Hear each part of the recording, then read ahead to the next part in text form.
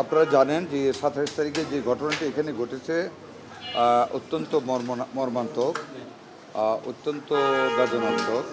আমরা মর্মাহত, আমাদের মাননীয় প্রধানমন্ত্রী সহ আমাদের পুরো সরকার আমরা মর্মাহত যে 6টা নবজাতকের একই সঙ্গে এই হাসপাতালে মৃত্যু হয়েছে।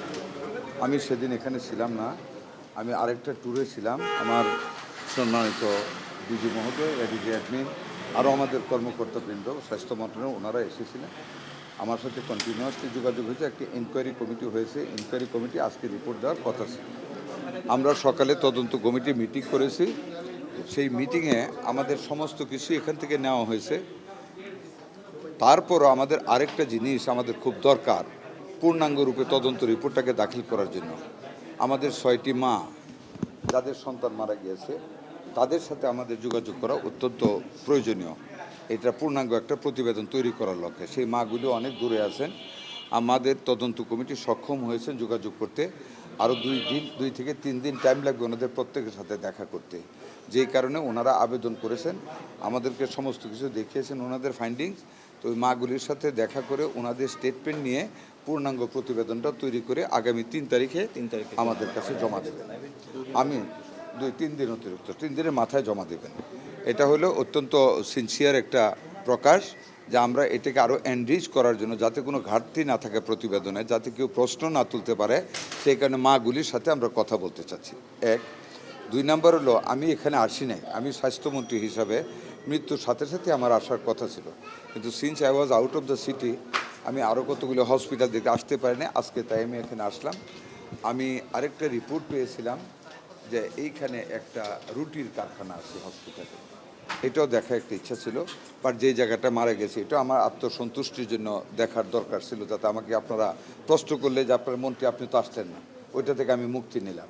তো এইগুলি আমি পাওয়া গেছে, আমি দেখেছি। আমরা পরে এগুলি পূর্ণাঙ্গ আলোচনা করব। বেকারি চলে 2টাই, ইলেকট্রিক কি দিয়ে, ইলেকট্রিক ওপেন দিয়ে। আমি এখানে কোনো ইলেকট্রিক্যাল ইঞ্জিনিয়ার পাইনি, একজন মেকানিক্যাল অ্যাসিস্ট্যান্ট পেয়েছি। দেয়ার আর সো মেনি গার্বেজেস দেয়ার, যেগুলি মানে কি বলবো, যেগুলি একটা হসপিটালে হাজার হাজার ছাত্র ছাত্রী রুগী অ্যাটেন্ডেন্ট থাকে, এটা উচিত হয়নি। অথবা আমাদের পরিদর্শনের অভাব বা ইন্টেলিজেন্সের অভাব বা যে কোনো কারণে হোক হয়েছে, এগুলি ইরেগুলারিটিস। আমরা এগুলি ক্লোজলি এখন থেকে মনিটর করব। আর এইটার প্রতিবেদনের ব্যাপারে মাগুলির সাথে দেখা হলে আপনাদের সামনে আমরা পূর্ণাঙ্গ প্রতিবেদন তুলে ধরব।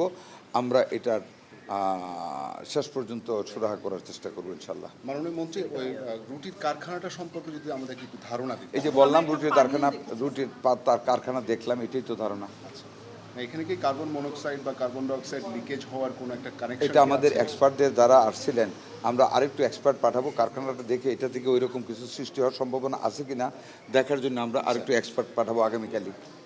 পাঠাবো, হ্যাঁ পানিও দেখতে পেয়েছি, আমরা পাঠাবো। আমরা পানিটা লকড ওয়াটারটা জমাট পানিটা এবং রুটির কারখানাটা থেকে কোনো রকম পদার্থ মানে বেবিদের যেটা টলারেন্সের বাইরে হতে পারে এমন কোনো গ্যাস প্রবাহিত হচ্ছে কিনা, যেহেতু আমরা আইসিইউটা রুমের ভিতরে একটা গন্ধ পাচ্ছি, এটা আমরা নিরীক্ষা করে 2 দিনের ভিতর দেখে আমরা এনিওয়ে 3rd ডেতে আমরা প্রতিবেদন দেবো। ধন্যবাদ আপনাদের। একদম কাছে মাননীয় মন্ত্রী, একদম শেষ প্রশ্ন, একদম কাছে কিনা জি, রুটির কারখানাটা এই মেডিকেল হসপিটালের পাশে আরেকটা বিল্ডিং আছে 8-10 গজ দূরে। এটি জয়েন্ট বাই এ ব্রিজ। এই ব্রিজ থেকে ওই বিল্ডিংয়ে যাওয়া যায়। ওইটার কত 8তলা বা 9তলা, ওই বিল্ডিংয়ের টপ ফ্লোর। এই ময়নাতদন্ত হয়নি মনে হয়, এটা হইতে দেওয়া হয় নাই। সেটা কি করা উচিত ছিল সঠিক তথ্য প্রমাণের জন্য? দেখেন, এটা কোনো বাবা মাই রাজি হয় নাই। অনেক চেষ্টা করা হয়েছে, আমাদের সিআইডি সবাই চেষ্টা করেছে, কিন্তু বাপ মাই নবজাতকের দেহ কাটতে ওনারা দেন নাই। সেক্ষেত্রে কি সঠিকটা উঠে আসবে কেন দেখা যাক না না করা হয়? না, ময়নাতদন্ত ছাড়া তো আমরা তো পরিবেশগত একটা রিপোর্ট দিতে পারবো কেন মারা গেছে। আমি 2জন ডাক্তার ইন্টারভিউ করেছি, তাদের মৌনতা থেকে আমরা বুঝেছি কী কারণে মারা গেছে। এটা আমার মনে হয় ডাক্তার সাহেবরা ভালোই বুঝবেন। এক্সটেনশন না, আপনারা বোধহয় এখানে লক্ষ্য করবেন যে কমিটিটি করা হয়েছিল 3 সদস্য বিশিষ্ট সম্মানিত যুগ্ম সচিব আমাদের যে বেসরকারি স্বাস্থ্য ব্যবস্থাপনা বিভাগের, ওনার নেতৃত্বে 3 সদস্য বিশিষ্ট কমিটি। ওই সময়ই কিন্তু একটা কোঅপশনের প্রভিশন রাখা হয়েছে, কারণ আমরা ধারণা করছিলাম যে এর সেবার সাথে সংশ্লিষ্ট কারিগরি দিক এবং অন্যান্য যে বিষয়গুলো এসি সহ অন্যান্য যে বিষয়গুলো আসে সেগুলোকে সঠিকভাবে অ্যাড্রেস করার জন্য এক্সপার্ট যেন ওনারা কোঅপ করতে পারেন, এই প্রভিশনটি শুরুতেই রাখা হয়েছিল। এটি অবশ্যই আমাদের জন্য একটি চিন্তার কারণ হচ্ছে যে এই ধরনের এটার তদন্ত রিপোর্টে আসলে সবকিছু আসবে। নিউজ।